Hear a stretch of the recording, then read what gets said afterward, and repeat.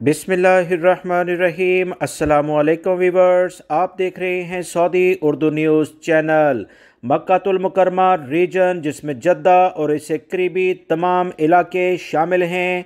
Saudi वजारत तालीम ने महकमा मौसमियात के अहम इतलात के मुताबिक तमाम स्कूल्स को कल के रोज़ यानी बुध के रोज़ भी बंद करने का एलामिया जारी कर दिया है।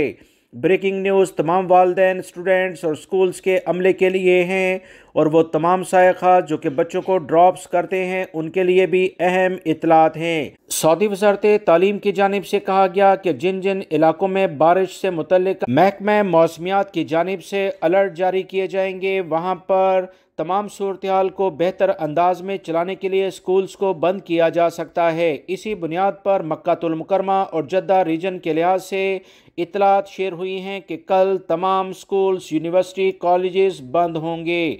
ऑनलाइन तदरीस का काम जारी रहेगा। वजारत तालीम की जानिब से कहा गया कि ये तमाम इकदामात अवाम की सलामती की खातिर किए जा रहे हैं, जिस पर अमल किया जाए तो बेहतर है। याद रहे, स्कूल्स वगैरह जब क्लोज होते हैं तो ट्रैफिक का बहाव भी कम हो जाता है। इसी बुनियाद पर ट्रैफिक के मसले मसाइल भी कम हो जाते हैं। वीडियो लाइक करके शेयर भी कीजिएगा। मिलेंगे मजीद ताज़ा तरीन अपडेट के साथ। अस्सलामु अलैकुम।